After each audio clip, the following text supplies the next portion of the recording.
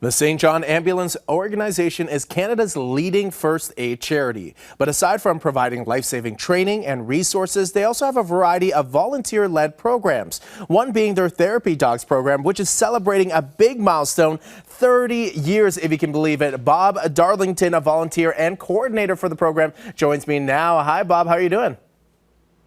Okay, and you?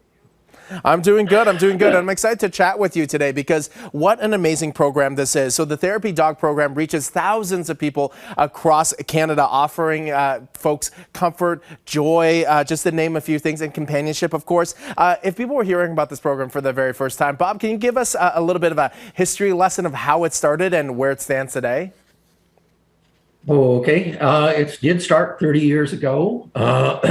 The primary focus back then was long-term care and retirement homes, because it was felt that individuals living in long-term care and retirement homes often felt lonely, lost. Their family members weren't able to come in and see them very often.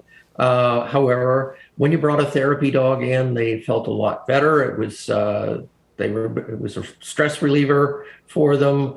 And it actually spurred them to start talking amongst themselves. For dementia patients, it often helped them come back out of their dementia stupor, and they would start talking about pets that they may have had years and years ago, but it helped bring them back.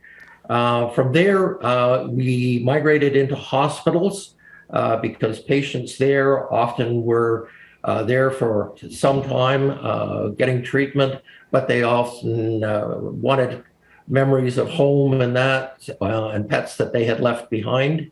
From there, we went into schools. So we were in elementary schools, where we have a couple of programs that we deliver there, where one is a reading program for those in the kindergarten through grade 3.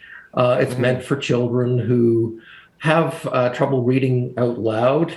So that the program helped with giving them confidence, because the dogs were non-judgmental. We had another program that we use with them as well, which is playing safe with dogs, teaching children how to, if they see a dog out running around in the neighborhood, what should they do? We basically teach them to stand like a tree and lay like a log, not try to run away from the dog. You run away, basically the dog thinks you're playing, and it may come and knock you over. However, we teach children to always ask permission if the dog is with its owner, and a special process, which is letting the dog sniff your hand, and then from there you can pat its chin and go on from there. It's so clear with the therapy dogs. I mean, you mentioned just, the impact that it's had on so many different communities, so many different demographics. I mean, as a volunteer and coordinator yourself of this program, I mean, from that emotional level, what's it like seeing people, kind of come back to life and get so much joy from this experience? Well, it's really wonderful to see, because you see the changes that, just a four-legged friend come in and makes a difference for the whole environment.